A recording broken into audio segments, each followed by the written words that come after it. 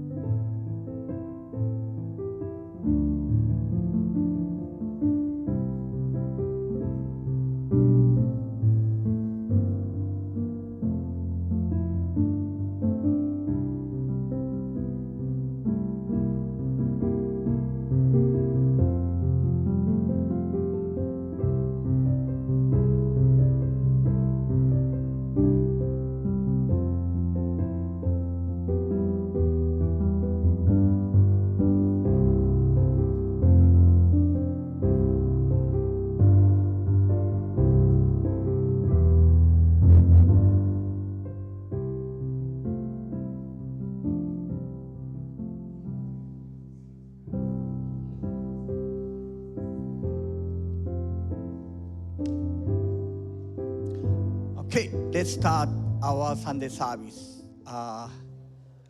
Good morning. Good morning. How do you feel this morning? How do you feel this morning? You happy? Thanks God. The beautiful Sunday morning.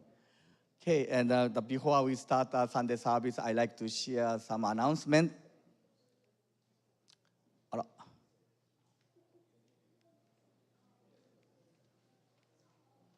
Okay, today, Filipino community, we have a Sunday service, Filipino community service, upstairs, Magnolia room from 10 a.m.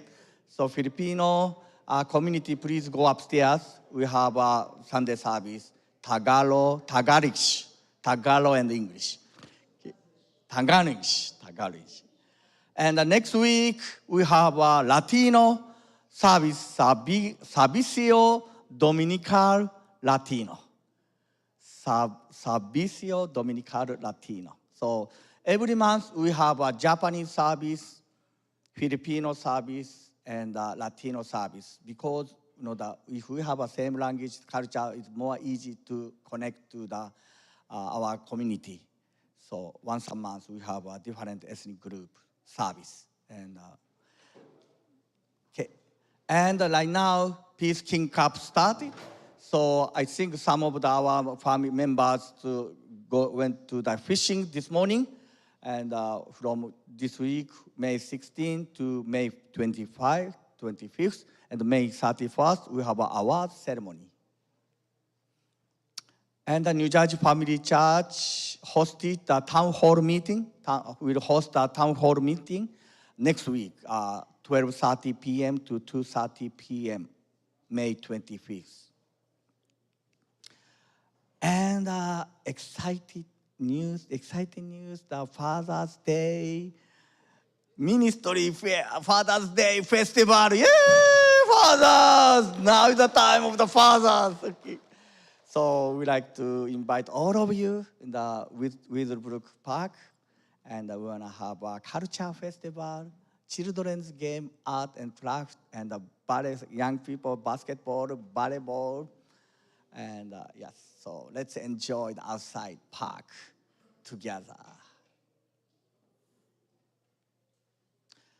And this is the weekly walk run Saturday, and I like to invite Hannah Luis. Yes, she's here. Please welcome Hannah Luis. She likes to share weekly walk run Saturday. Hello. Hi. Good morning. Yeah, this is Audrey. She's gonna share. Okay, raise your hand if you kind of are a fan of physical activity. Okay, raise your hand if you're not really a fan. Oh, wow. So a lot of neutral people here, but if you raise your hand or if you didn't raise your hand, this opportunity is for you. So we started recently a weekly 5K course with an international organization called Park Run. And the goal is just kind of building community through fitness. So you can walk, run, jog, anything, all ages, all abilities. There's no kind of exclusion. And it's a great environment to invite your family members or any guests or friends, because it's a really encouraging environment. It's also simple and consistent. So we're always at Branch Brook every Saturday morning. We started this month on May 3rd, and 70 people showed up unannounced. So it was pretty nice. But yeah, it's a nice environment to connect to, so feel free if you ever want to come. No, that's it. So see you at 9 a.m. Saturday. Thank you. Okay. That's all. Okay. Okay. So one last announcement. Starting this afternoon, some of the passionate second gen, they wanna renovate a fellowship hall. So that they feel that they wanna create more cozy, homey fellowship hall. So if you can help second gen, please come to please come to the fellowship hall and work with them around 2 p.m. Yeah, around 2 p.m. they're going to start quickly to move out all stuff, the table, chairs. Then they're going to prepare for the new painting or something good for all of us. Thank you very much. So now we'd like to start our New Jersey Family Church Sunday service. Let's warm welcome New Jersey Band.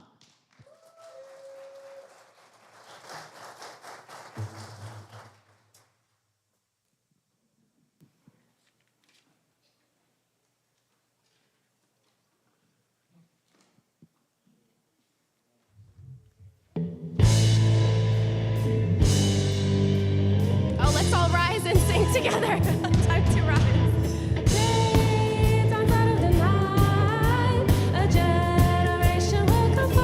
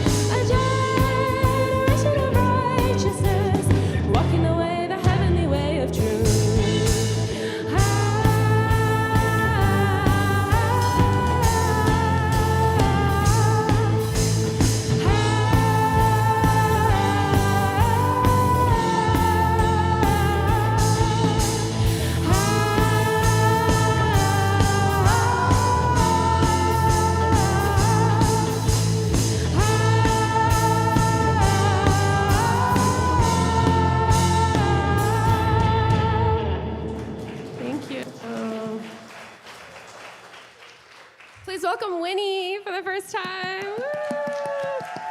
From GPA.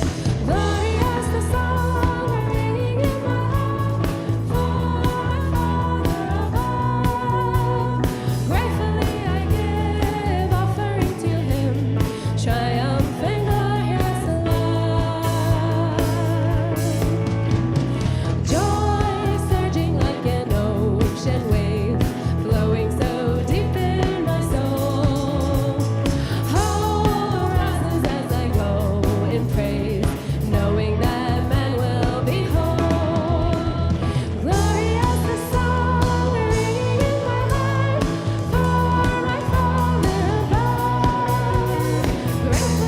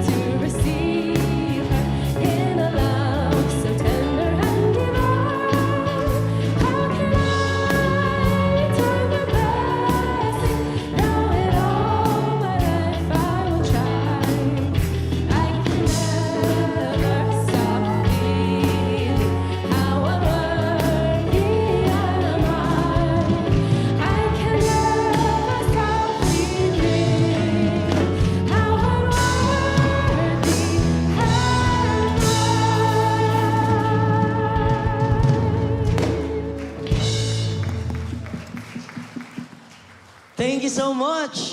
Please be seated. Thank you, New Jersey Family Church Band, for your powerful songs. I could feel the presence of Heavenly Parent and True Parent. Good morning, everyone. It's good to be back. For those who don't know me, my name is Jake, and I'll be your MC for today. Before we continue to our program, I would like to have a meet and greet. So I would like to encourage everyone to please stand and let's greet our brothers and sisters. Let's give them a hug, beautiful smile, and greet them.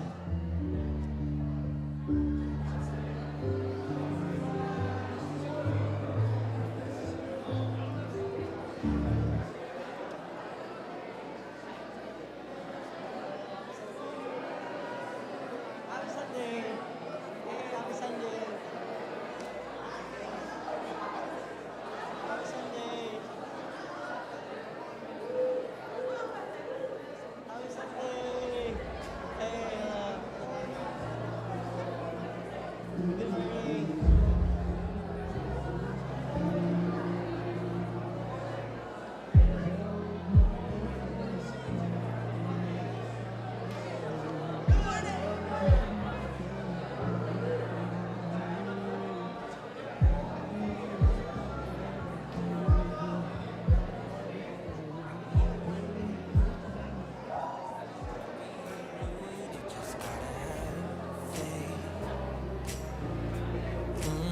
You just gotta have faith. It's light for the shadow, for all your tomorrow. It's knowing He's there through the sun and the rain. It's when you believe before you can see. Happy Sunday. Wow, brother. Hey, good.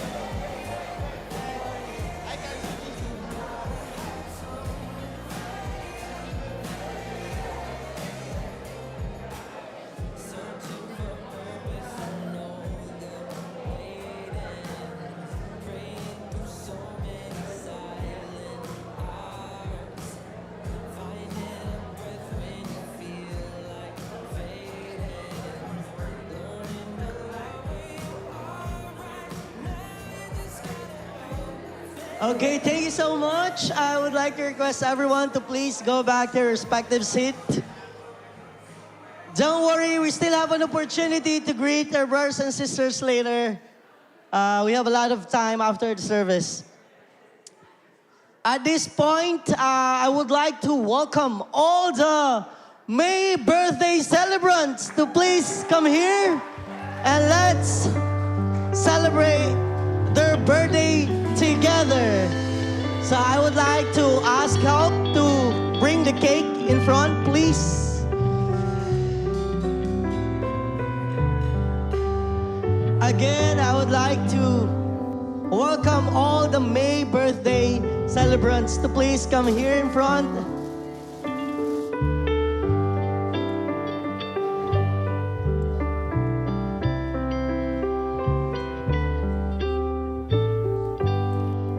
We can light up the candle.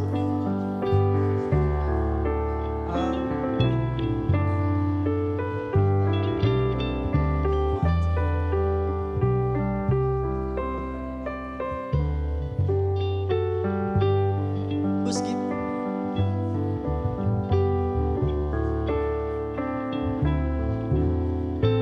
Who's lighting up the candle?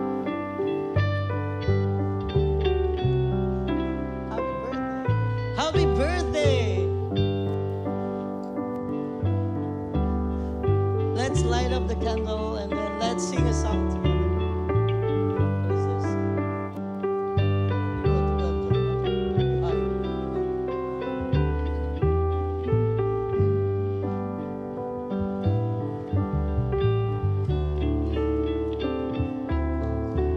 Okay, let's sing a song together.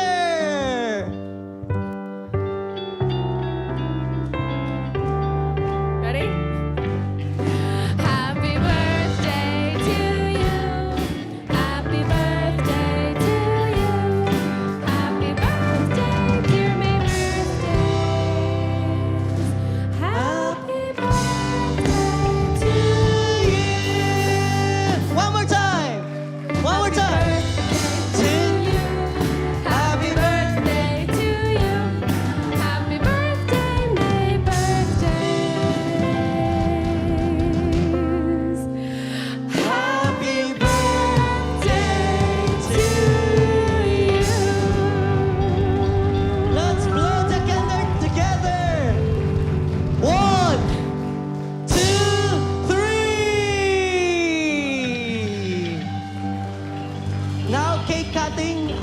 request everyone to please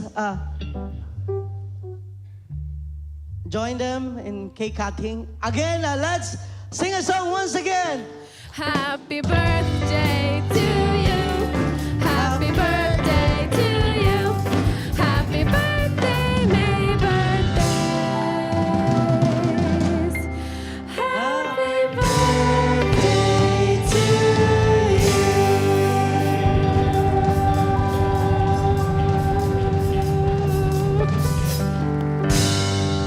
Thank you so much. I hope you enjoy your birthday month. And I would like to welcome our assistant pastor to give a birthday benediction. Okay, thank you. Congratulations. Usually we have a birthday celebration the last week of the month, but next week we will celebrate a holiday, Day of All Things. That's why we have a birthday celebration today. Congratulations, all birthday candidate. Okay, please join me prayers.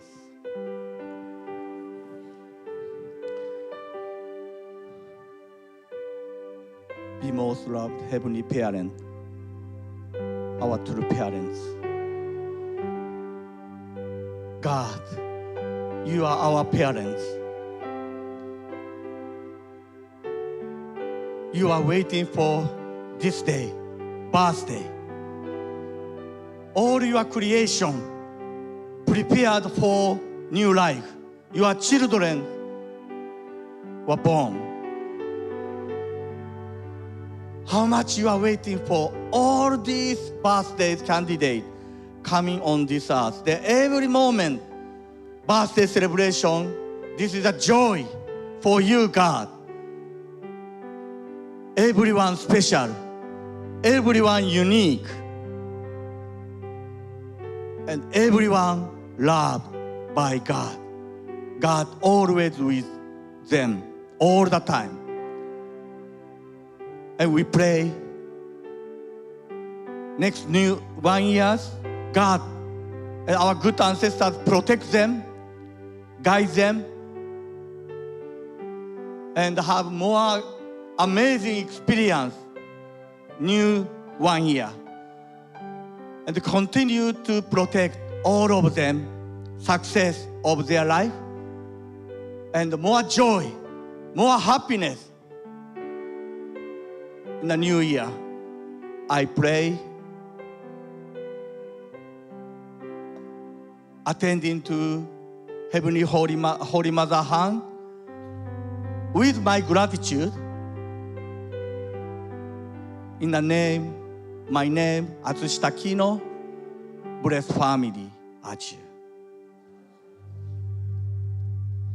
Thank you so much. We wish you good health, loving family, more friends, and more happiness. At this point of time, I would like to dismiss all the Sunday school. So to please go to your respective rooms. All the Sunday school participants, please go to your respective rooms.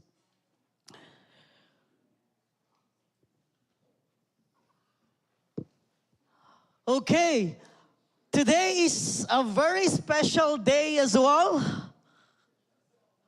Wait a minute, thank you. Because you may heard about our brother Yasu receiving his new mission. And he is actually joining us for the last time. And for that, we would like to take a space to hear his message and also to congratulate him and to give him support. But before that, I would like to call our assistant pastor to give some intro and message.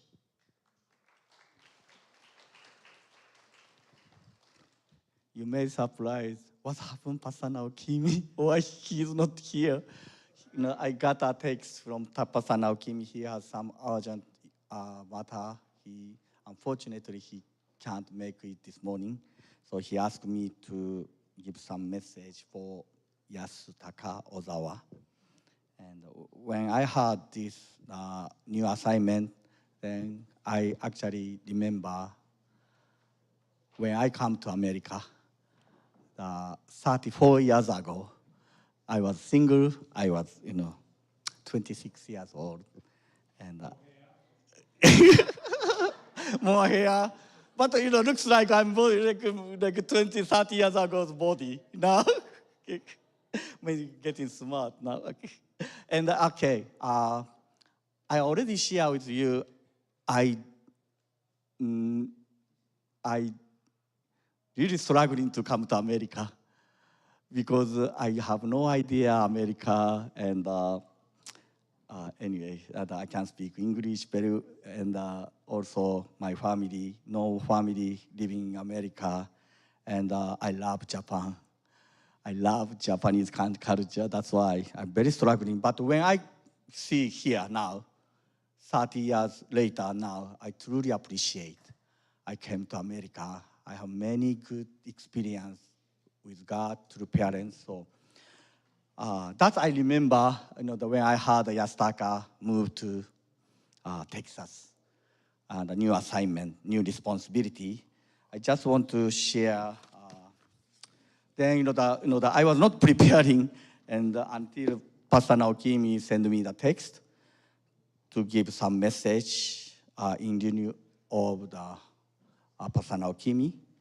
I just want to share. I quickly remind the life, and this is a true family gateway to heaven. Just a moment connecting to the life. The people who ignore a moment fail to obtain something precious. They cannot become great people, nor inherit God's throne and crown. Thus, for the sake of one bright, shining moment, exercise care with each word you utter, each action you take, and even each thought you entertain. Deal with life and solve problems, believing that the content of your daily life will all remain as phenomena in relationship to the world. That is the only way the realm of victory is determined. Those who know the infinite value of one bright shining moment and live accordingly can become great people, even saints or God's sons and daughters. So this is I wanna give my message to pastor, new pastor, next gen pastor, the family, the Texas family. Many young people there, even from Japan. They, the many students will go to the college to the Texas, and life is always we need to make a decision. Should I do this or not do it? Should I go right or should I go left? So always life they ask me to make a decision, but such a decision connecting to God desire, then we can make a right decision. So this is my last word. Now these two true father, true mother's quote is always be with me. And every time I have some struggling, I always remember these two words. I already share with all of you. The harmony in the family makes all go well. As a new father, and they're going to start a new family in Texas with, with a family. So harmony in the family makes all go well. And utmost sincere devotion and the unity moves the heart of God and the heart of God and the spiritual world. Congratulations, Yasutaka, new beginning of the life, and the new father. Thank you for serving this New Jersey family community. He's the most young second gen support our communities from the accounting, but more before the accounting, that he was serving as a next gen leader in here and helped the cooking for the Sunday service, the lunch, and many other things behind scene. He was always helping. So I'm going to pass. Okay, yeah, everyone, please warm welcome and congratulate Yasutaka Ozawa.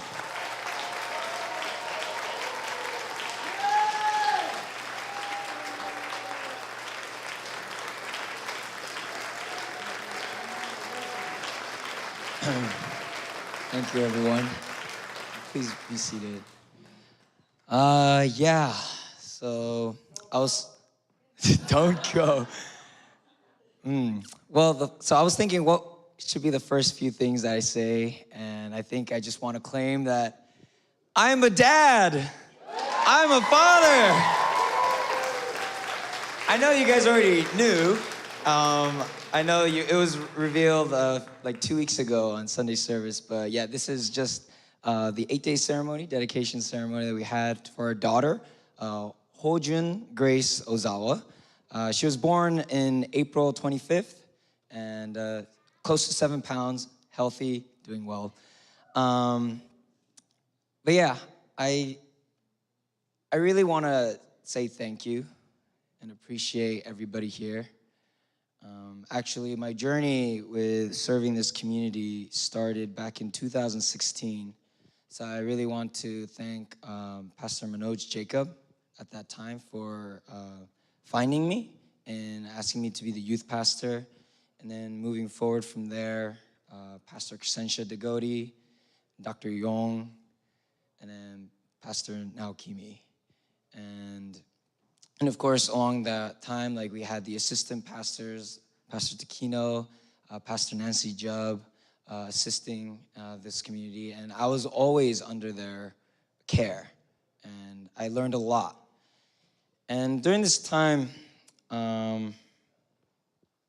actually, I've already had this sense, or I guess a warning, you could say, that something might change ever since back in February, when Denthu, who is my central figure on the Next Gen responsibility, asked me to join the 10-day workshop after Chomwongun opening ceremony in Korea.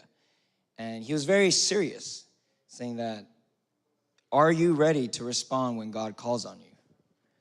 And so then, for me, I kind of took it as like, uh-oh, I might change. Something might change. But because at that time in February, I was in the Chunshimon at Las Vegas. I was attending that 40-day spiritual workshop. It was a perfect time for me to just pray.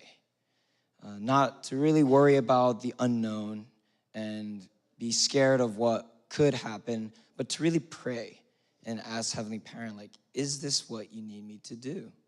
To just kind of go somewhere else if need be. At that time, I didn't know it was Texas. And then during that workshop, after the Chomwongun entrance ceremony, meeting young leaders from all across the world, really offering their life and dedicating their time for the sake of the providence in their respective countries, I really felt through them and by being together with them that I felt I was not alone. And that it was really Mother's love encouraging all of us to be courageous, be bold, and to be able to continue doing what Heavenly Parent needs us to do and true parents needs us to do in our respective mission. So in this time of new beginnings with the opening ceremony and also becoming a new father, I felt like this was a very opportune time for me to be able to, kind of move forward with Heavenly Parent, with my wife, with my daughter, and be able to, confidently be able to share with the Texas community what I've learned the 26 years that I've lived and grown in this community. Actually, almost 27, because my birthday is coming up in June. So, it's this community is my home. Of course, my family's here. But really, every one of you in the relationship that I was able to grow and over the years that you took care of me and that I was able to step up as a public figure, we're all family. And you've really have touched my heart and moved me and have raised me up to this point where now I can offer something of value to the greater community. So I want to say thank you so much to each and every one of you for, really taking care of me, looking after me. And thank you for sending me off. I will be leaving this Saturday, early morning. I'm going to be driving down to Texas with all my stuff.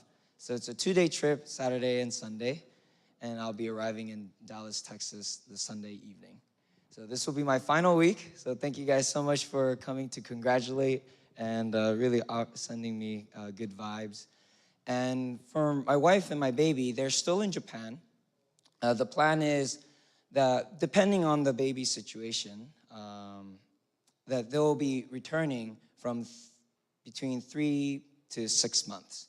But my wife was saying that, if we are moving to Texas, there's one condition, that when I return to the US, I'll first return here in New Jersey because she wants to make sure to greet everybody and also show our baby to all of you as well. So when that time comes, you'll see my family again. But yeah, thank you so much, and I love you all. Thank you.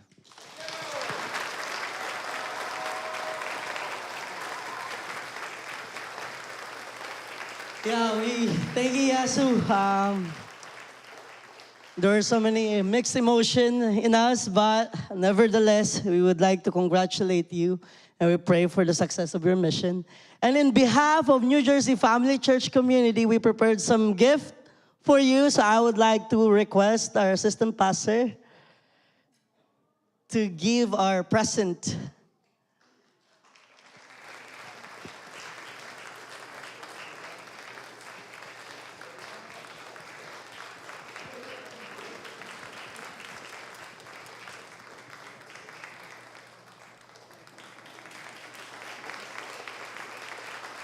Photo.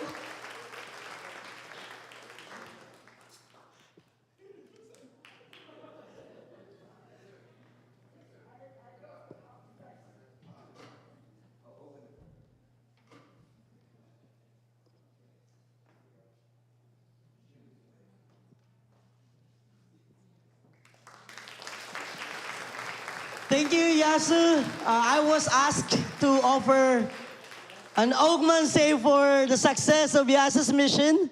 So I would like to invite everyone to please stand and join us. And I'll be leading the 3 cheers of Oakman say for the success of our brother Yasu's new mission. Are you ready? Are you ready? I cannot hear you. Are you ready? For heavenly parent. For two parents. And for the victory of our brothers, Yasu Mission in Texas.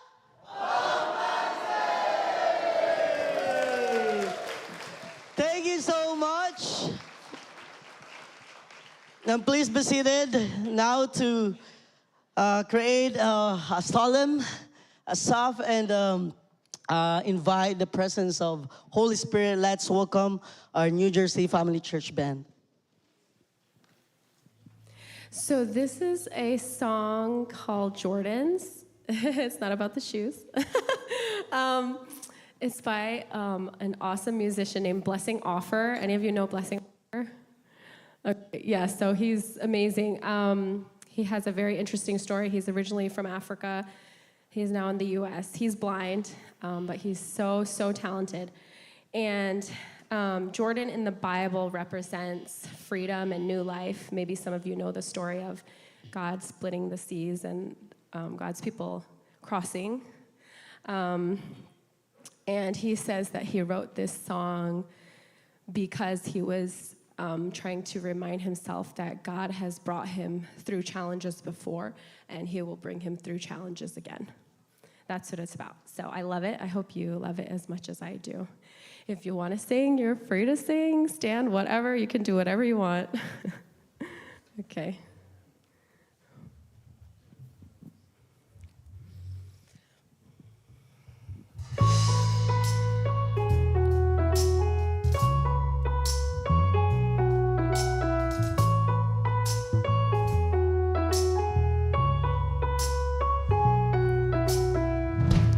Here they come, all my enemies.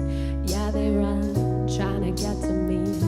But there's someone who gives me peace, makes a way like you ain't never seen. Won't he do it? Yes, he will. Yesterday and even still. Won't he do it? Yes, he will. Yes, he will. 'Cause I won't sink in the river, drown. Watch me walk on Jordan's ground. All those waves won't knock me down. I will stand on the rock I found. My praises go up to the highest. Your grace is enough for where I've been. I won't sink in the river, drown. Watch me walk on Jordan's ground.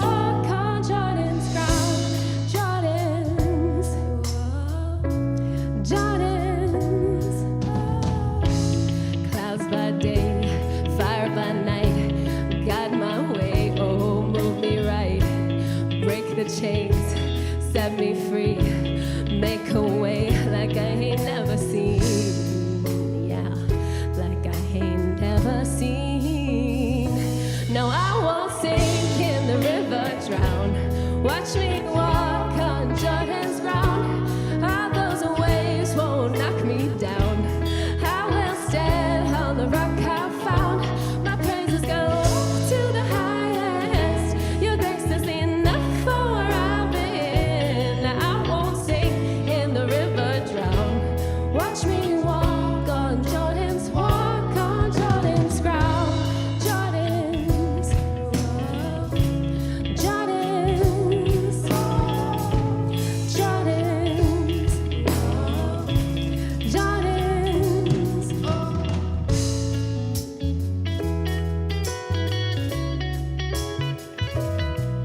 Oh, the chariot's coming, but it don't mean nothing, 'cause I know ain't nothing that you can do. Faith keeps growing, 'cause you keep on showing me there ain't nothing that you can do. Oh, the chariot's coming, but it don't mean nothing, 'cause I know ain't nothing that you can do. Oh, my faith keeps growing, 'cause you keep on showing me there ain't nothing that you can do. Won't he do it? Yes, he will. Yesterday and even still. Won't he do it? Yes, he will. I know he will. I won't sink till the river drown. Watch me walk on Jordan's ground. All those waves won't knock me down. I will stand on the rock I found. My praises go up to the highest. Your grace is enough for where I've been. No, I won't sink in the river, drown. Watch me walk on Jordan's ground. Jordan's. Jordan's. Jordan's. Jordan's.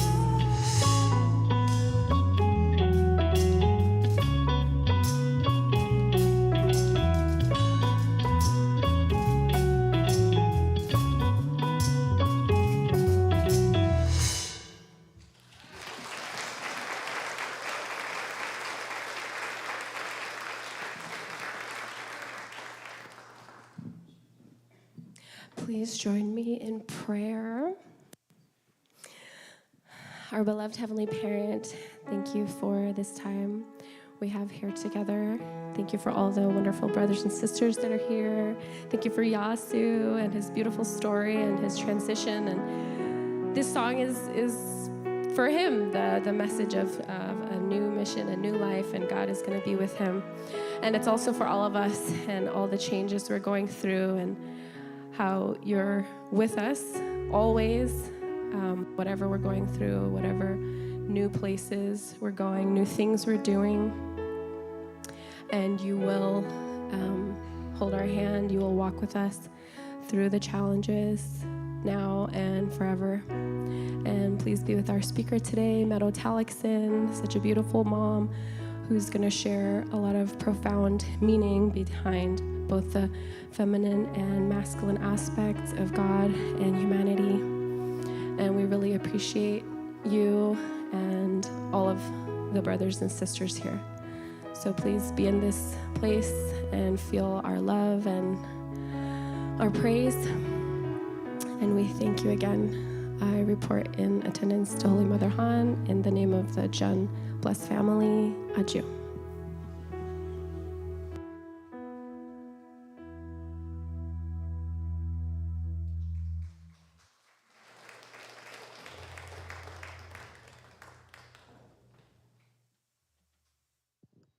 Good morning, everybody. I'm really grateful and honored to be here today to give the message for this Sunday. I think a lot of you know me. My name is Meadow Tallkason, formerly Meadow Hyder, Hubert and Claire Hyder's daughter. I'm a second generation from New Jersey. And Clifton was my community for a really long time, but for the past 10 years, you guys maybe haven't seen me around.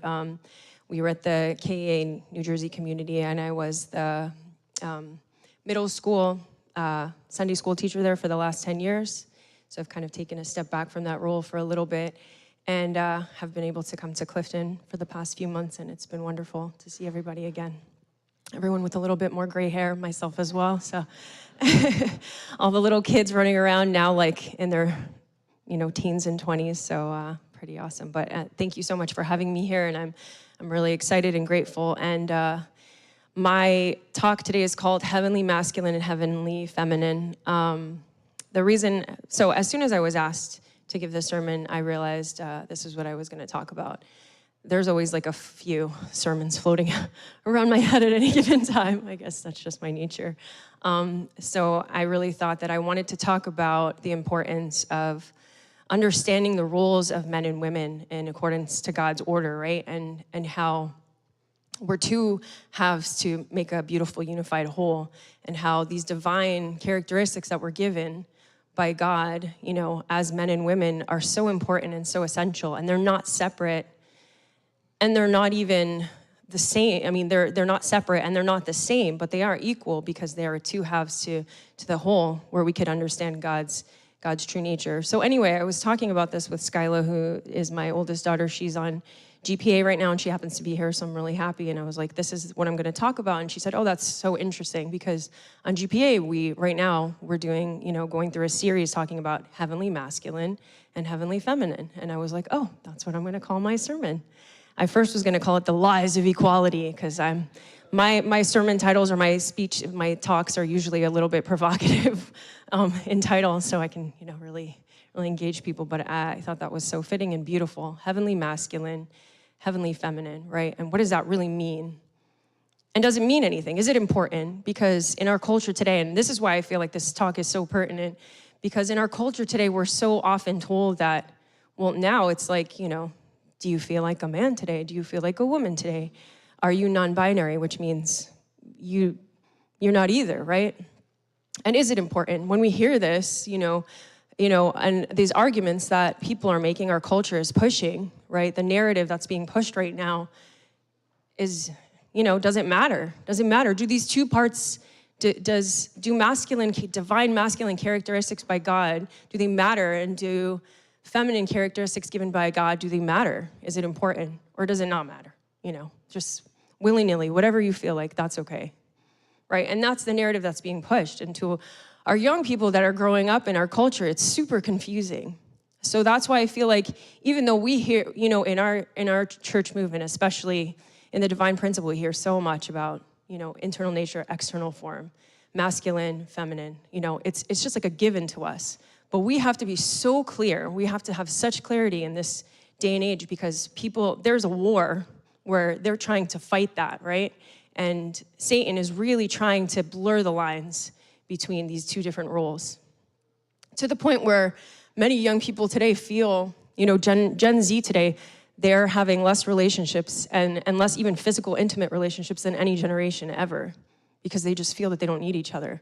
They're getting things that they need from false gods on the internet, right? And, so anyway, I'm getting too far into my talk. This is my intro. This is why I wanted to give this talk. And so actually I wanted to just talk about Yasu for 1 second. There was a point a few years ago where in the KA community, we really wanted someone to give a really good divine principle go through the whole divine principle and give a lecture series. And we're like, if we can't find someone, we got to do it. And I was like, I don't know if I know enough of the divine principle that goes past principles, creation, right, fall and restoration. And we're like, we're going to ask Yasu, but if Yasu says no, here we got to figure it out ourselves. And, Yasu came and he said yes. And that's just the kind of heart he has, right? With just willing completely. So with so much humility as well. So yeah, good luck on your new journey. God bless. And yeah, it's a loss for us, but it's a gain for Dallas, right? No, it's good. We got to spread your knowledge everywhere. I just wanted to say that. So I have the clicker. Let's see if I can do this. All right. So just a few days ago, our new Pope, Leo, what is that number, guys? 14th. Okay. You're going to see my feminine brain on display a lot here. He just gave this beautiful talk. It was a private talk, but it was made public to basically the clergy. The truth of the human person, male and female, is not a cultural construction, but a divine gift. We must resist ideologies that confuse our children and distort God's plan. The family, as designed by God, is the sanctuary of life and love. No one has the authority to redefine this foundation. Yeah, beautiful, right? That's like my sermon, done. Also, I didn't mention, I've been blessed for 21 years to my better half, David Tallkason, and I have an 18-year-old daughter who's on GPA and is here right now, and a 15-year-old son, Tide, and our 12-year-old daughter, Novalie. So they've taught me a lot of these lessons just by being themselves that I'm gonna talk about today. So I don't know if anyone's heard of this myth. In Greek mythology, there's a story about soulmates.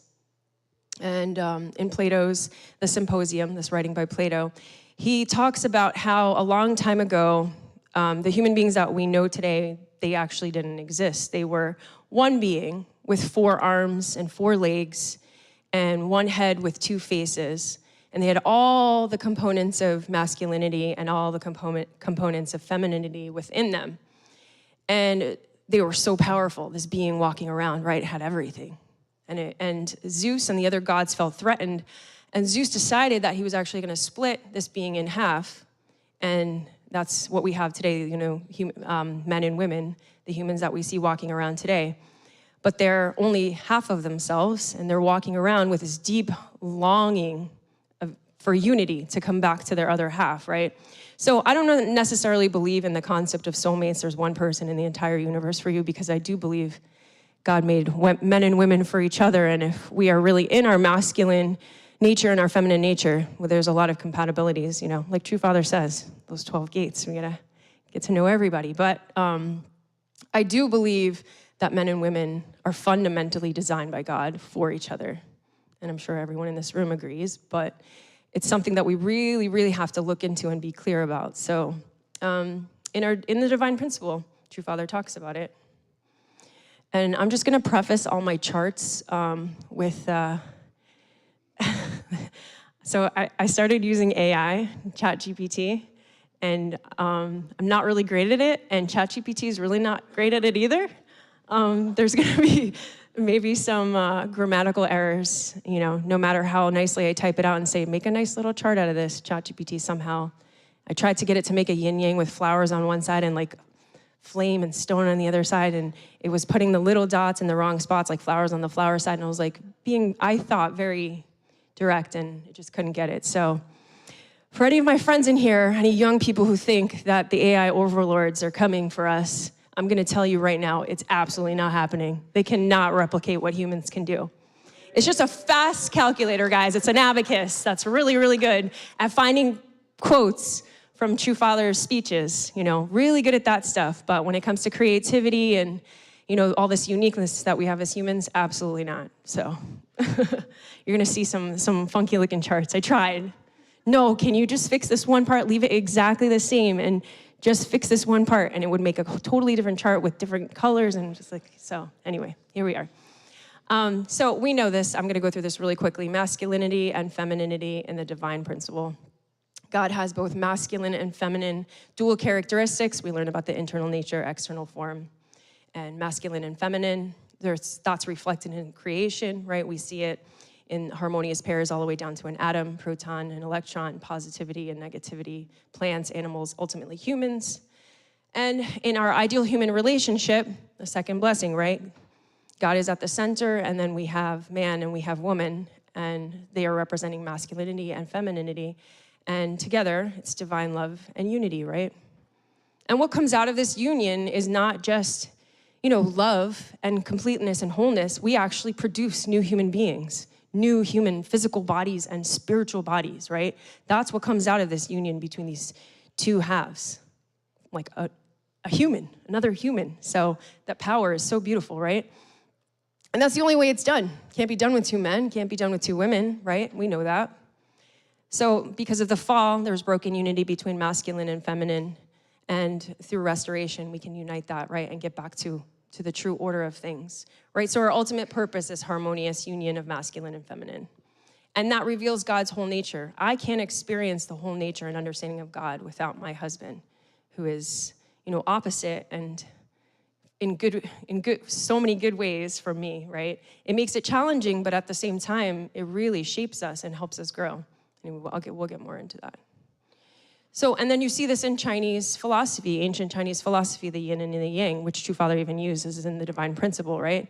But the fascinating thing about the yin yang, it's not just two halves. Within each of those halves, and AI didn't make this, I just found this. I had a way cooler concept, guys. But within these two halves, we have the elements of each other, right?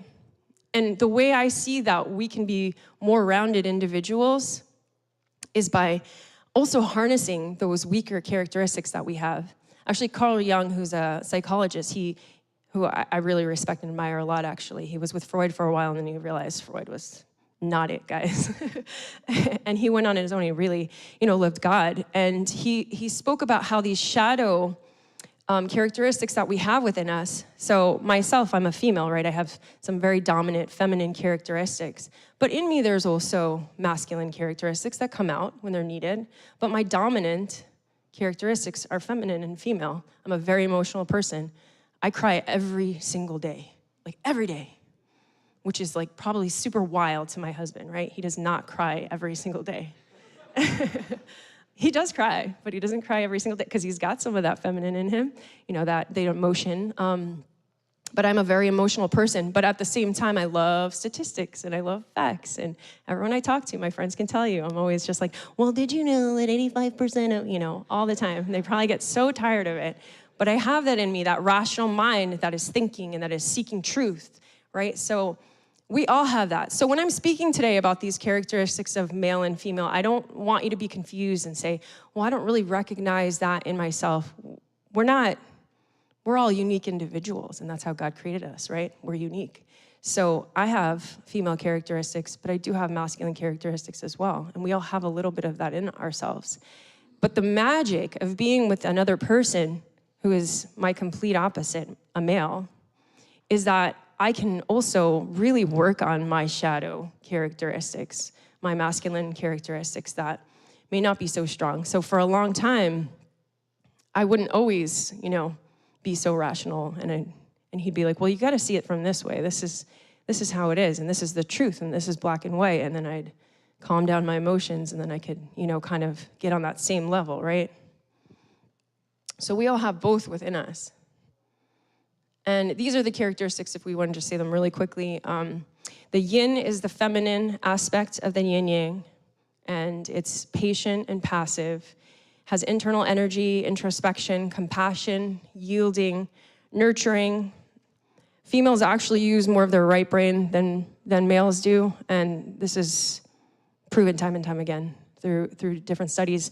And we're more in touch with the right brain, which is closer to intuition and creativity. Ambivalence, quality, synchronicity, softness.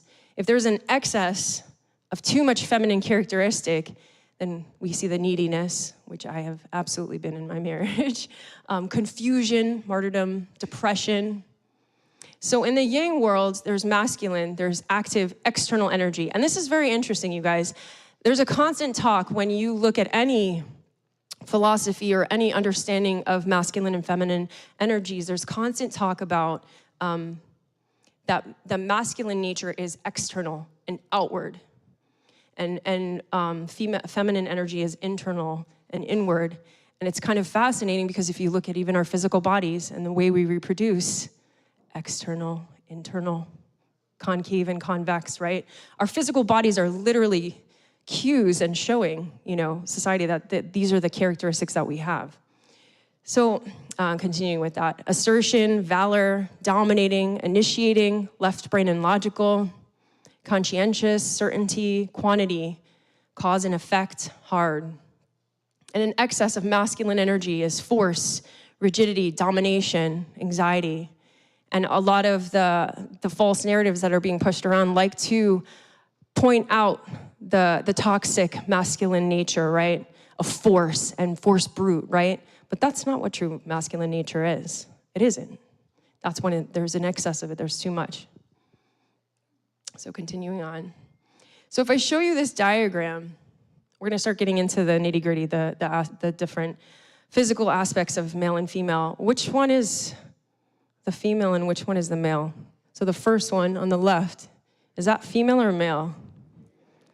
And the other one is male, right? These are kind of universal symbols of men and women. And it's interesting because, that's what we look like. Men have big shoulders. They actually have I forgot the percentage, which I should know because I'm into that stuff. The upper body strength is so strong, so that even the strongest females, the top 10% of females, when they fight with their upper bodies with a male, they can only beat maybe the bottom 10% of males. The males that don't even work out, don't exercise, the females are just on par with them, right? After working out and exercising. Because that's just the way our bodies were made. And women, we have larger hips, right? Because we give birth to children, right? It just makes sense. Physically, it just looks great together. It aligns, it works, and it's how new life is produced. Right, so I was debating whether my husband's like, you're too much stuff, too many things. But for me, I'm a very visual person and I like to see all the stats, but we're gonna go through them very quickly because it's most of the stuff that we all know. Muscle mass and strength, men have greater muscle mass and strength. Women have less, we have more body fat. Our body fat percentage is much higher. It's stored in our breasts and our hips and our thighs. And when we're pregnant, we store a lot of body fat because we literally feed our children with our bodies, right?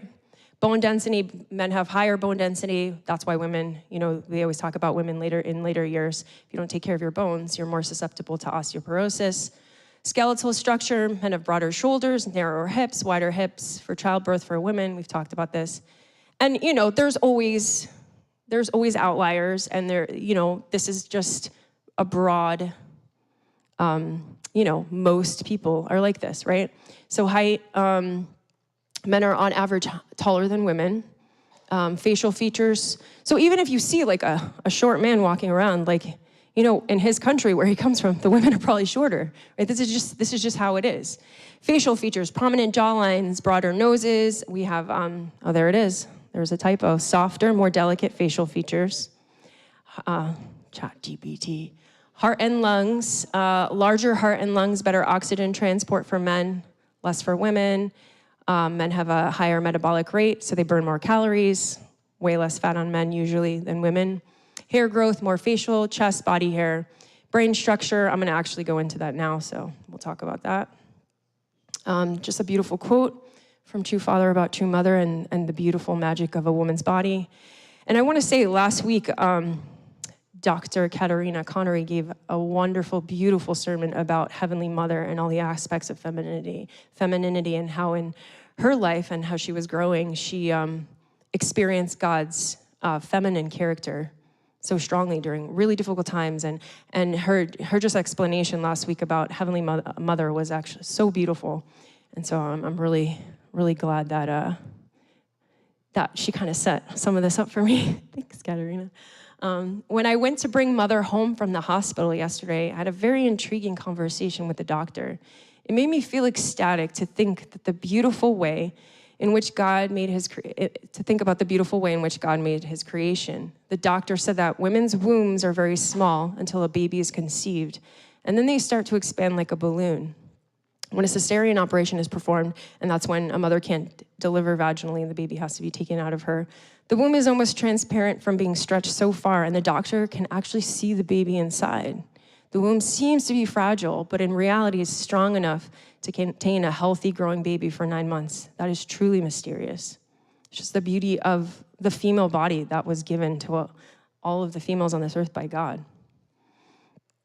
So it's so funny when you look up male and female differences in the brain, there is so much contradictory, false information that men and women have the same exact brains. And this is just not true, because when we are being formed, the egg always has an X chromosome, right? And the sperm can either have an X or a Y chromosome. If it has an X chromosome, the two X's come together, make a female.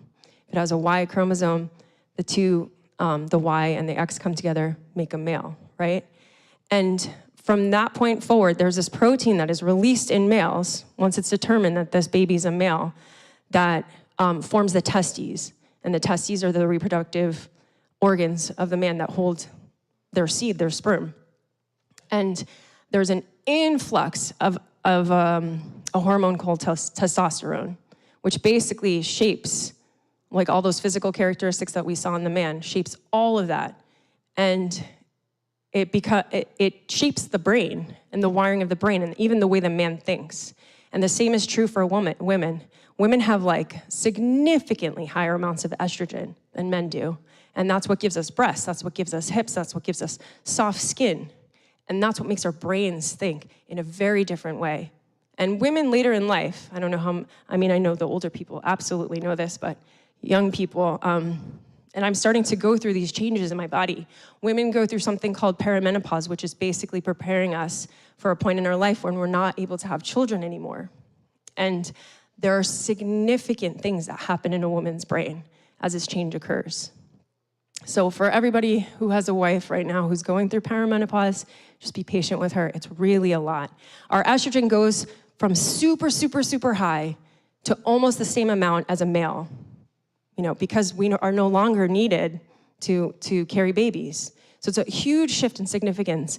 But these hormones are not just sex hormones, they're brain hormones, and they affect the way we think as men and women. So any argument that says men and women's brains are completely the same, it's just a complete crock of you-know-what. It's not true. So brain size, men have larger brains, females have smaller brains, and look, so this is what the information Google gives us, not linked to intelligence. It actually is linked to intelligence. You can argue all day about it. Men usually have a 4 to 6% higher IQ level. And we're not talking about maybe social intelligence, but we are talking about on IQ tests, spatial ability, all these things. Men do have higher intelligence. So we can see this as an attack on women when we see these things, or we can see it as truth and maybe see that that's what is necessary, because men, and I'm going to talk about this more, act a certain way and think a certain way. So when we talk about the connectivity of the brain, men have stronger front to back connections, so that supports motor and spatial skills. Like I said, that's why men are really into video games. Boys are really into video games, and they're really good at it, because you guys have really good spatial skills and you have an interest in that. Women have stronger side-to-side interhemispheric connections. So there's a distinct separation between the right and left brain. And women are very good at crossing over. So we can be emotional 1 minute, but the next minute, just talk to our rational minds and we can get there with you, So it helps, and it helps in multitasking. Why would women need to multitask? Well, we raise the children, we're in the home with our children, right? Stronger intuition. I'm gonna talk more about this stuff, but more white matter, it helps communication between brain regions, and again, more gray matter, supporting information processing between both sides of the brain. We're getting in the nitty-gritty here. This is not that important, so I don't wanna get too technical with things. And how does this affect our spiritual selves and how we view spirituality and view God and religion? Were you guys thinking that's the question you had on your minds? Well, I'll tell you. Let me take a look at my notes here. So differences in spirituality, because our brains are different and we do think differently. While spirituality is a deeply personal experience, and no two humans are alike in the way in which they relate with God and with the metaphysical, some studies suggest that men and women may differ in their approaches to and expressions of spirituality. Research indicates that women often report higher levels of spirituality and are more likely to describe religion as a relationship with God. And women score, when you ask women, are they spiritual? They score higher on measures of spirituality, including spiritual quest and growth. I'm going to explain all of this. Relationship with God. Women are more likely to view religion as a personal relationship, like we just said, emotional connection, intimacy, emotional and social aspects. Women prioritize the social and emotional aspects of spirituality, seeking community and fellowship, and a lot of introspection. Again, that inward, right? Women may be more inclined towards activities like meditation, prayer, and yoga. And this is not across the board. You know, my father prays so much, so much. And it's something I've always admired him for, right? And men in spirituality. So men are more focused on the outward, finding the truth, right? They tend to see religion more as a set of beliefs and practices rather than a personal relationship. My son, more than my daughters, even when he was like 7 years old, why is it like this? Why is it like this? What's God like? Why is this? But that doesn't make sense. That doesn't make sense. Even with like Santa Claus and stuff, this doesn't make sense, right? What's the truth behind this? What's the truth? This analysis of and this truth seeking. So active and adventurous expressions, men may express their spirituality through active participation, community involvement, and adventurous experiences. Less emphasis on social aspects, which we know is not true like in the teen years, but you know, as we get older, women really, like, one of my children would have birthday parties. You know, my daughters could just sit around for hours and just talk at their birthday parties. I didn't have to do anything, just provide some food, right? My son, he had a sleepover when he turned 13 years old, and it was the scariest night of my life because we had about 10 13-year-old boys in my house, and they weren't sitting around and chatting. They grabbed my microphone, because I'm a singer, and they were like, let's get ready to rumble, and they had wrestling match. And the whole night, I was just so afraid that somebody was gonna break a bone or die. So I definitely didn't sleep all night long. Whereas when my girls would have sleepovers, you know, just relaxing and just talking and, you know, yeah. I'm gonna talk about my son a lot here, sorry, Tide. Because Tide really threw me for a loop when he came around. You know, I had Skyla, and if anyone knows Skyla, she's very mild-mannered, and you know, she's a really beautiful daughter of God. And Tide came, and just a loving son, so loving, and what a wonderful heart. But we lived on the second floor, and when he was around 1.5 to 2 years old, we had to get window guards because Tide really wanted to know what it was like to jump outside of our house and climb through the windows, something I had never even thought about or needed. I didn't need window guards with Skyla. We had tea sets and beautiful dolls and all these things, and Tide didn't want to have anything to do with any of it. We gave him one ball, and that was it. Ball. Superheroes, balls, trains. So anyone who ever tells you in the argument of nature versus nurture, that it's just our conditioning that we're doing as a culture, that is absolutely not true. I work in a preschool, and the differences in boys and girls and the way they interact in their minds is fascinating and incredible and beautiful. So Tide really, he put us through a loop there. But how beautiful. Truth seeker, he's the one who's always asking and questioning things, you know? And not to say that the girls didn't either, but Tide really had difficulty swallowing spirituality and all of this stuff without knowing the truth and the answers, right? And God, thank goodness we have this divine principle that can explain so many things to us in very logical ways. And I think that's what a lot of the men in our movement were drawn to, right? Like just talking about like so many people said, it was the perils of history that got them, men, right? That logic and that understanding, so beautiful. So all these differences, there's no, you know, better or less than. Is this my video? I believe so. There it is, okay. So this is This is a clip, and I work in a preschool, so this kind of stuff is so near and dear to my heart. This is a clip about, it's called The Show. It was a show in England that they made where they put boys and girls together in an environment, and they did different experiments and had different interactions with them. It's called The Secret Life of 5-Year-Olds. And it shows just the dynamics and dichotomy between boys and girls, and it's so fascinating. So I want you to watch this. Yes, thank you.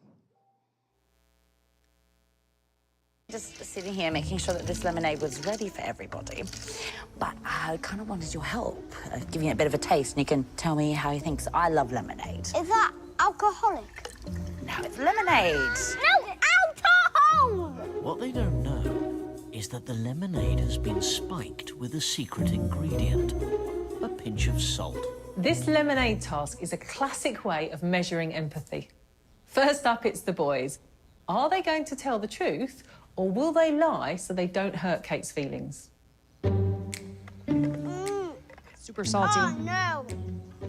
That is disgusting. What, you don't like it? No. What do you mean? It's too sweet. It's too sweet, and I'm going to be sick tonight. I can't have any more. So I'm not having any more. That's disgusting. Looks lovely. Oh! It's super, super salty. That is really disgusting. Are you sure you don't want any more? It makes me sick. I just don't want to drink it. So the boys didn't mince their words. Now for the girls. Alice, Tiara and Sienna join Kate outside. Have a taste now, so off you go. It was a teeny bit too much lemon. I love the lemon inside it. I think it's incredible, but I don't like the lemon in it. Oh, Sienna, well how done. polite. I loved it. I loved it. Okay? I loved it, but I didn't like the lemon, the other lemon.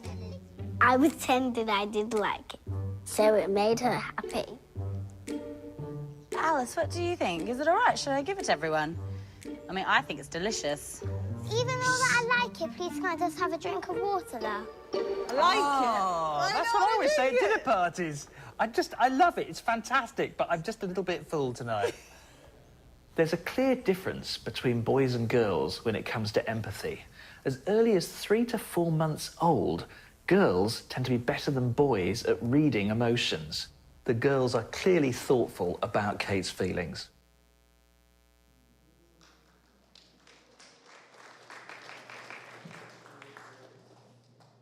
So girls are better than boys, right? Wrong. No. So there's actually another clip. I didn't, for time's sake. There's another clip that just shows the same thing with jelly. They call it in England, and it's super salty as well.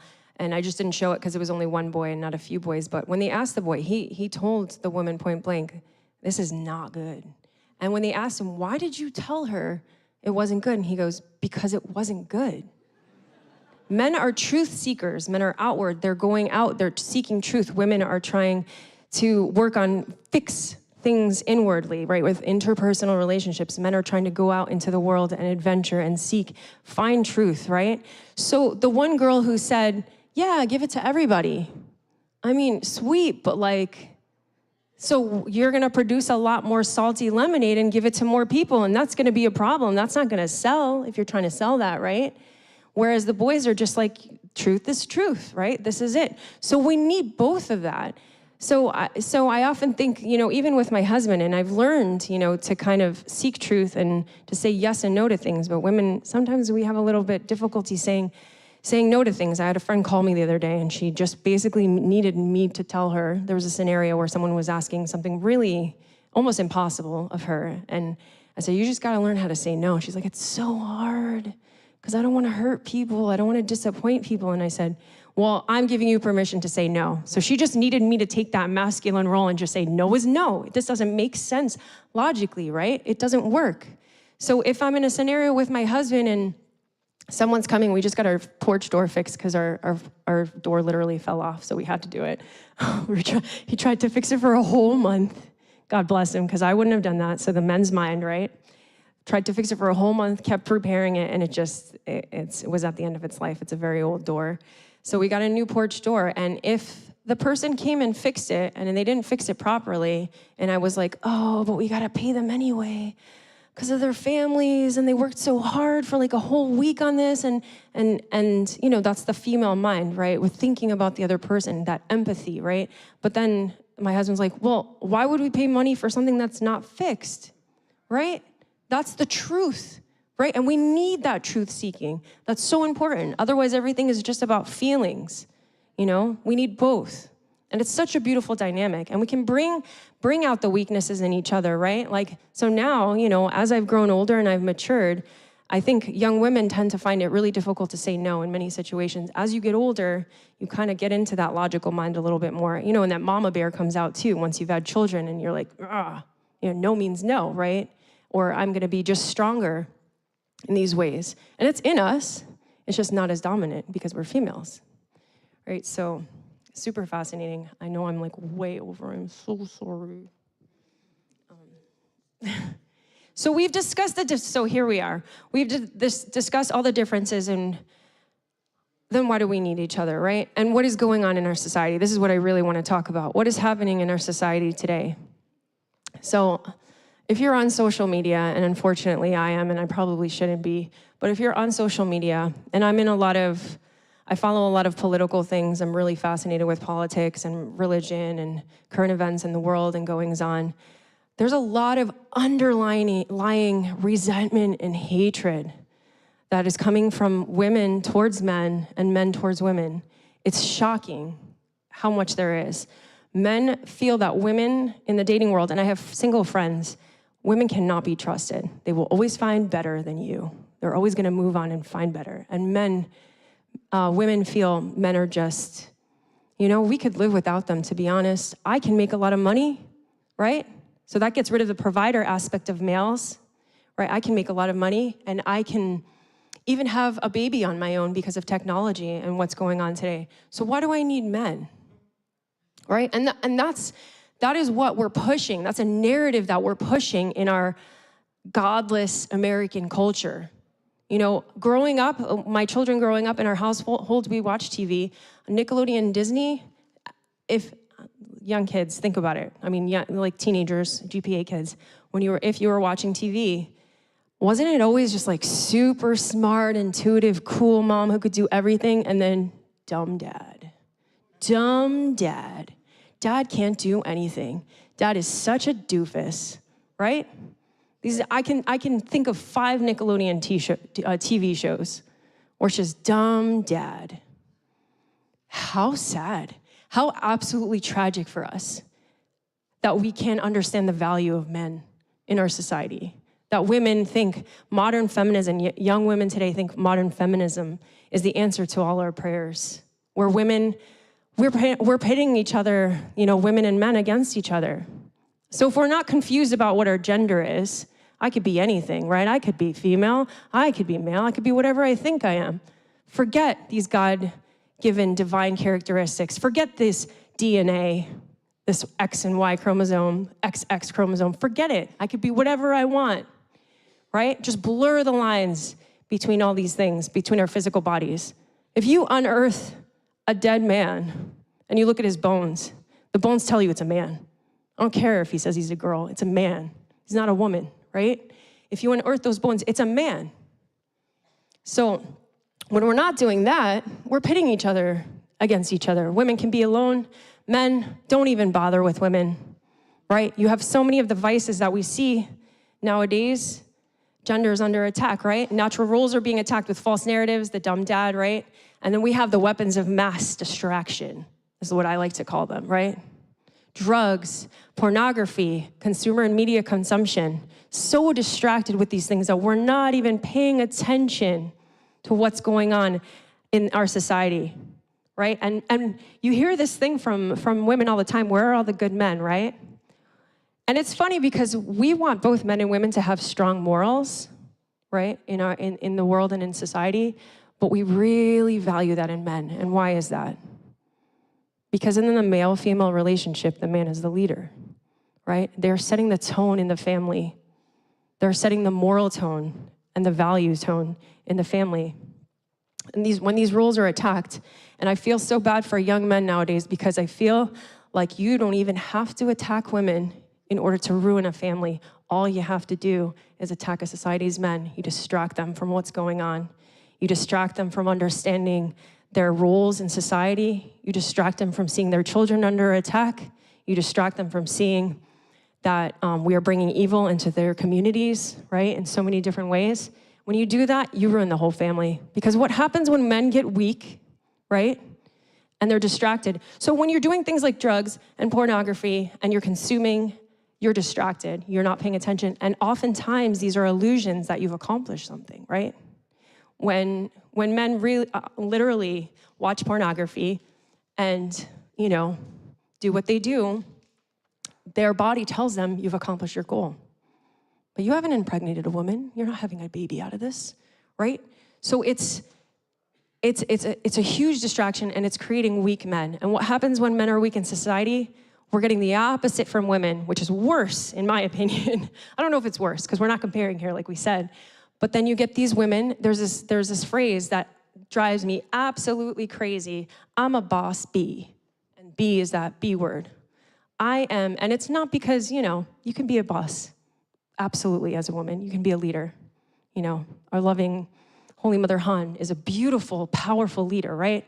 But this notion that women can do anything without men, and women step into these masculine characteristics, they lose their femininity, they forget who they are in their roles as wives and mothers.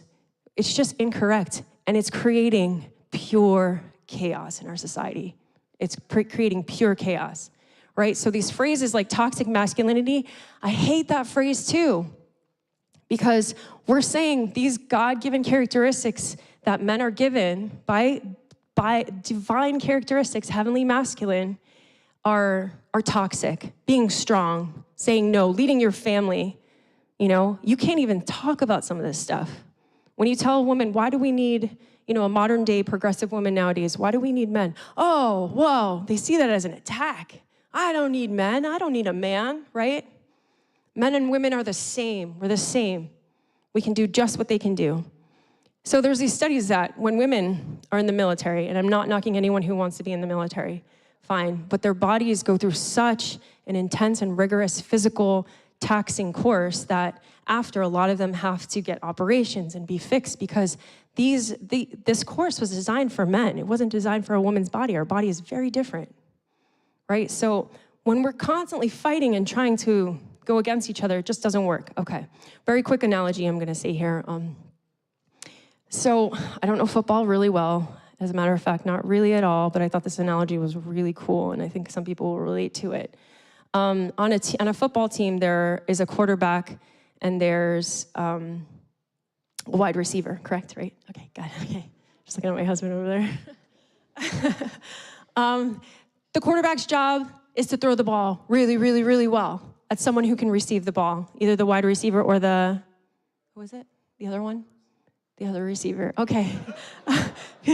Sweating up here, but this is such a good analogy. A quarterback's role is to throw the ball really well. A wide receiver's role is to catch the ball really well. They both have these roles. That's it. That's their jobs. Nobody questions the quarterback and why they can't necessarily catch a ball. Actually, I know Tom Brady. He's like, everyone thinks he's the greatest of all time, right? Quarterback.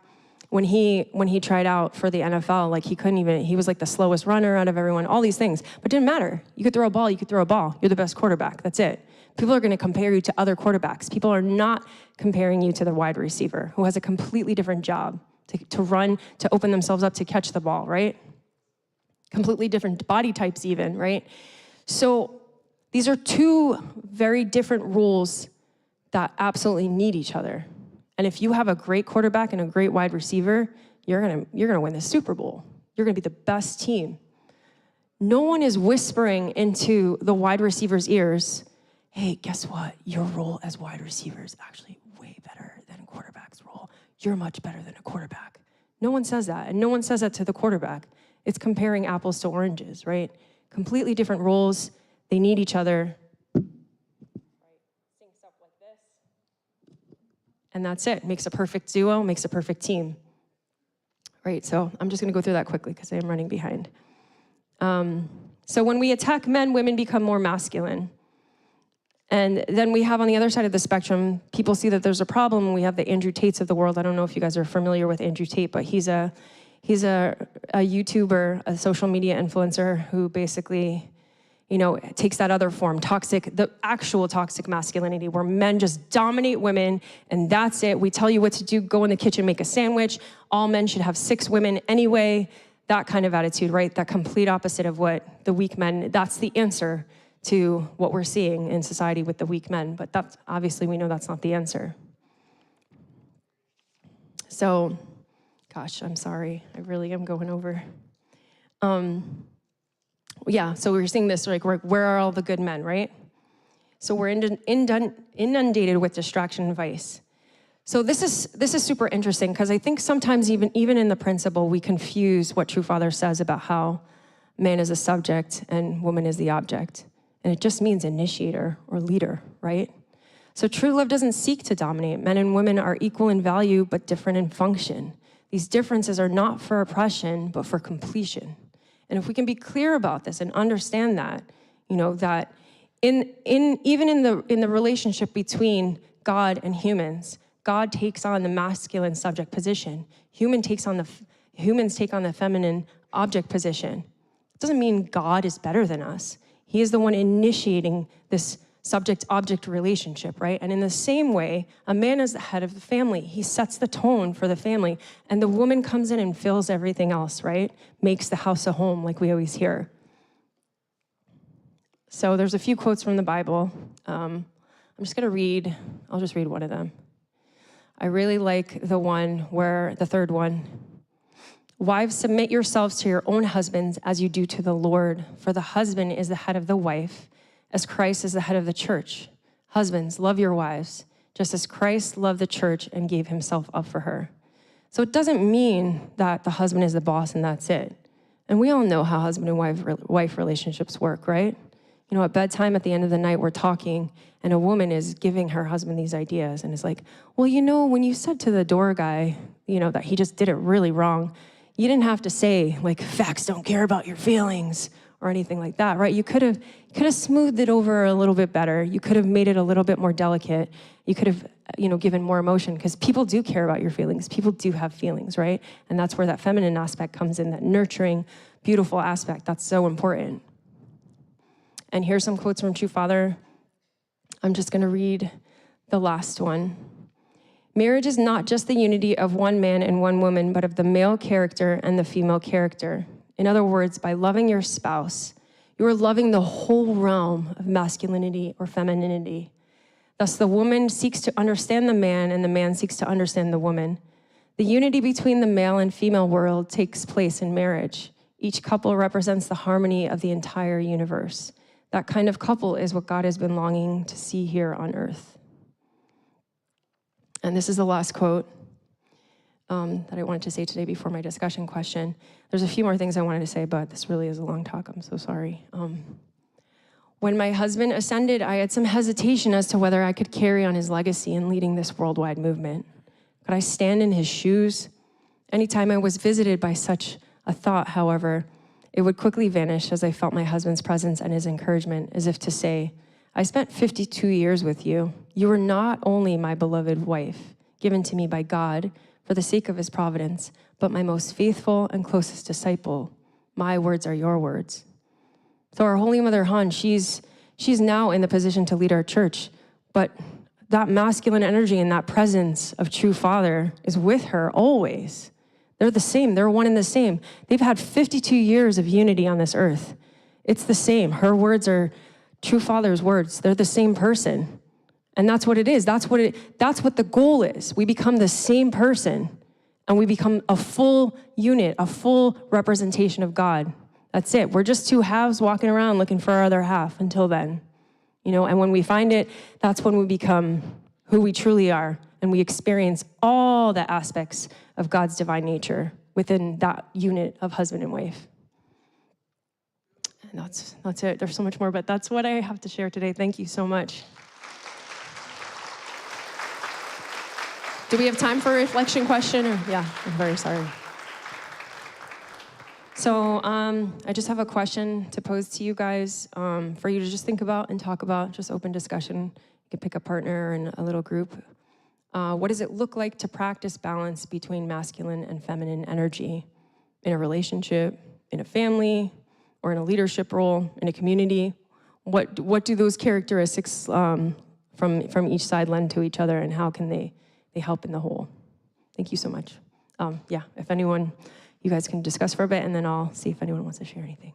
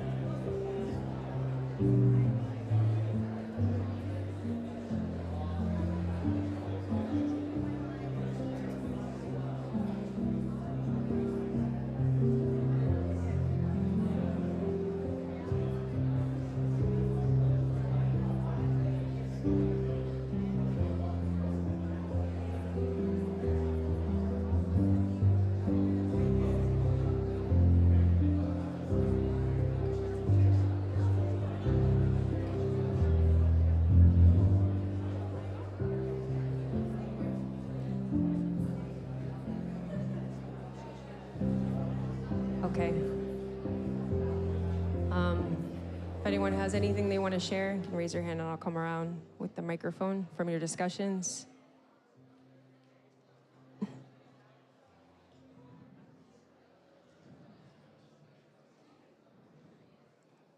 Does anybody have anything they want to share?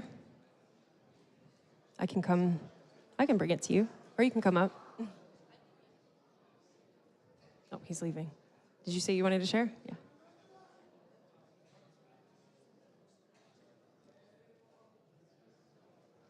Mr. Edwards. Yeah, in my family, Noriko's always the boss, but I just don't listen very well.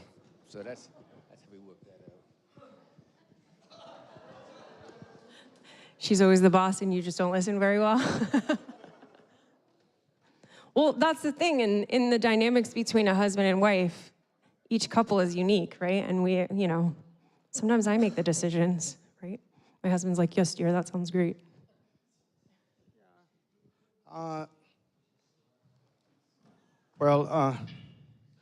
As true father teach us from the beginning, or the follow man, Adam abandoned Eve, didn't take care of Eve. After they fall, they become our enemies. Completely make a conflict. They multiply in conflict. Until now, we live in conflict. I think the best balance to do at home is, I'm too strong to my wife. But I try to balance to embrace her, love her, kiss her, even she doesn't like it, but I try to do my best. I think that's the best balance. Also, the kids can see that it's not only a macho man at home, it's a father who loves his family, loves God.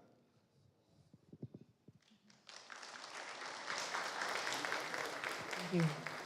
Yeah, it's really beautiful. Something that I was actually thinking about too, that I read somewhere. Oh, I'm sorry. Okay, maybe I'll say it at the end. Sorry.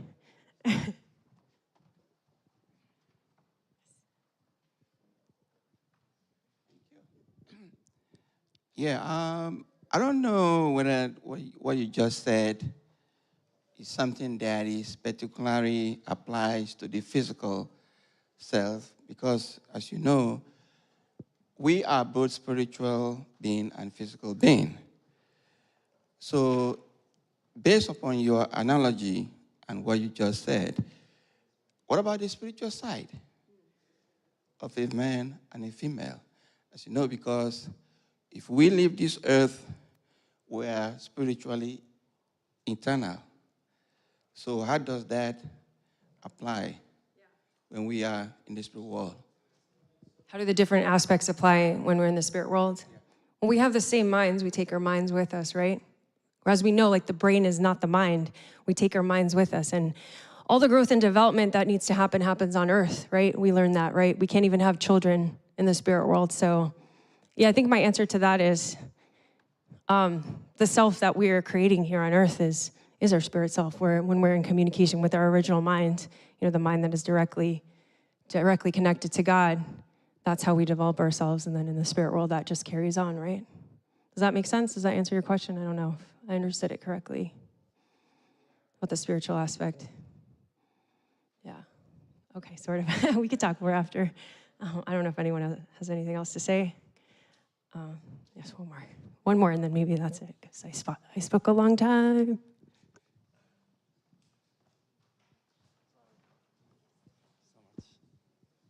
Thank you so much. Oh, I'm sorry, I couldn't catch everything what you said, but recently, this is my recent realization, is I'm not challenged to this question, but what does it look like to practice the balance? But in my opinion, so practice like harmony, practice unity, and finally completion by, I think, giving for the sake of others. Man live for the woman, woman live for the man. By doing so, we can reach the harmony, perfection, unity. That's I came up in my mind. And also, in terms of value, I think the parents, for example, husband value become highest by women. So women's value become highest by men. So in other words, even though the man claims himself about his own value, but cannot reach highest, but only by women or wife can make him higher value. And also parents, even parents claim their own value, but cannot reach highest. By children, make them highest value. So, I'm sorry, I'm not. So that's it. Right, and God can't reach the highest value without human beings. Okay, one more. Okay, I'm gonna be short. I think the relationship between the balance between masculine and feminine.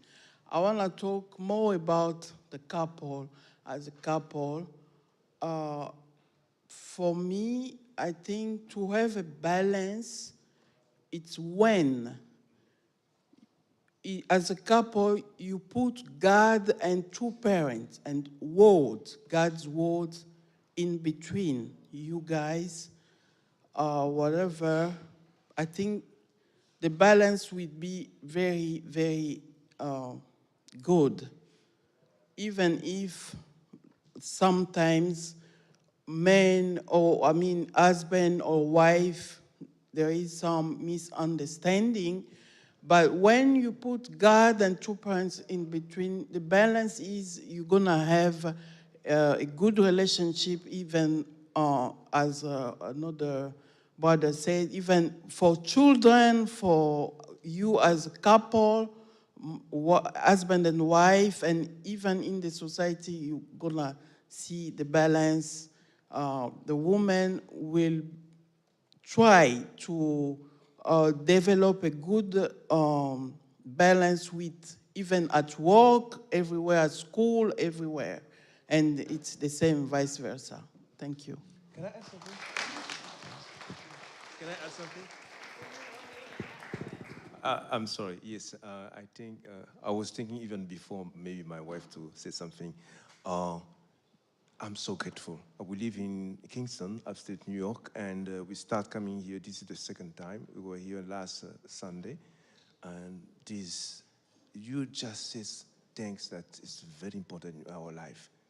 Responding to this question, I'm gonna say it's a challenge to practice balance in relationship, in family, and leadership role. And then I'm worried, or it's not really worry, but I'm saying, are we encourage people to understand, especially what you just say? I'm saying, did you make it yourself, the sermon, or where did you get it? The different spiritual difference. I've been in the church for more than 30 years, but I teach divine principle, but I didn't taught divine principle so deeply like you did today. So thank you so much. Because my question is, we are getting blessed without even know the powerful, because you just teach us what we're supposed to know before getting blessed. So I would like to encourage us to do more training about this, how to practice, because we are a couple, but we have the same issue. So this is what I would like to give as my contribution. Thank you. I'm saying. Thank you. Okay. Thank you, everyone. Yes, Meadow's sermon was... Okay, let's give her another round of applause. Meadow Tallkason. She gave such a well-researched, well-thought-out, beautiful sermon. Like you said, very epic, different, unique, and so eloquent. Thank you, Meadow.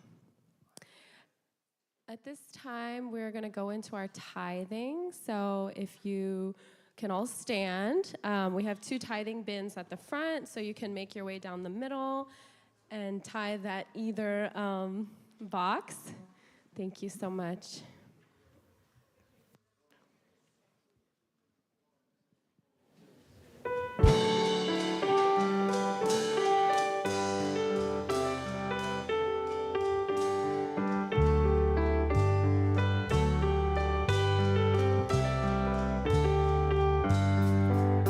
The day of hope is dawning in the middle of the night. The sun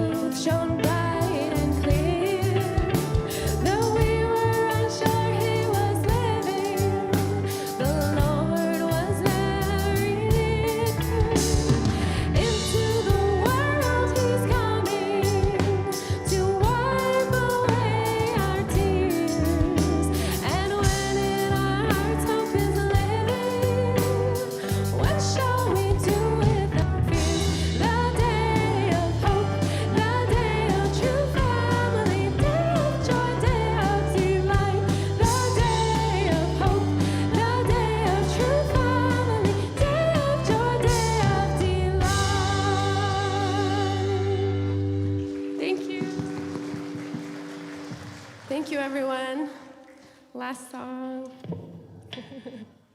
This is our new closing song.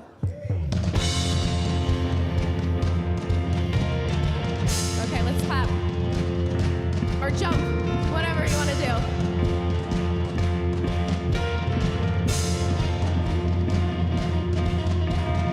Wandering into the night, wanting a place to hide this weary soul, this bag of bones. And I tried with all my mind, and I just can't win the fight. I'm slowly drifting, oh vagabond. And just when I ran out of road, I met a man I didn't know, and he told me that I was not alone. He picked me up, he turned me around, he placed my feet on solid ground. I thank the Master, I thank the Savior, because he healed my heart, he changed my name, forever free, I'm not the same. I thank the Master, I thank the Savior, I thank God.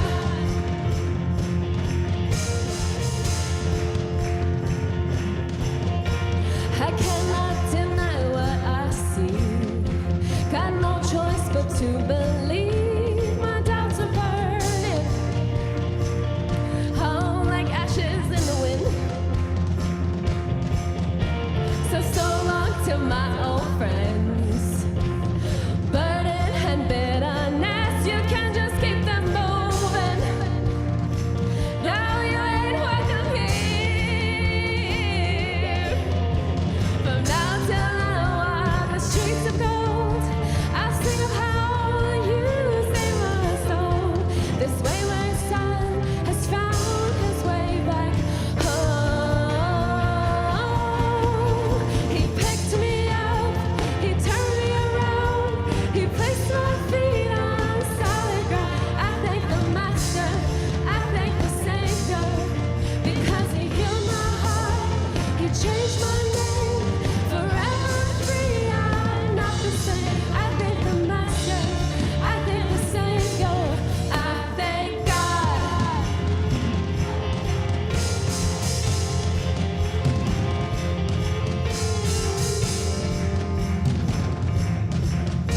Ready?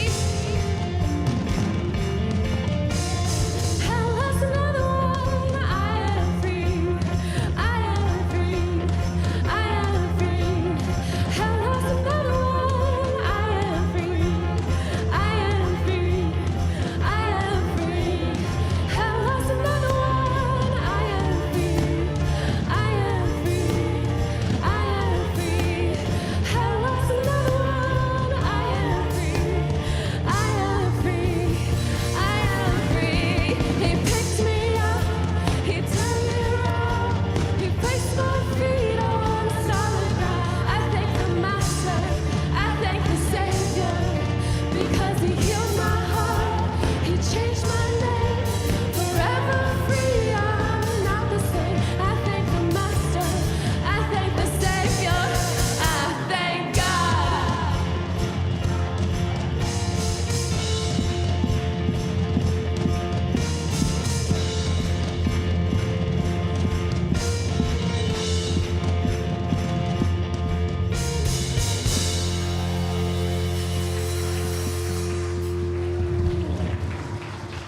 Thank you so much and happy Sunday, everyone. And yeah, I would like to request Yasu and our speaker for today and Assistant Pastor Takino to please come in front. You can greet them. Again, have a great Sunday, everyone. Have a great Sunday. Thank you.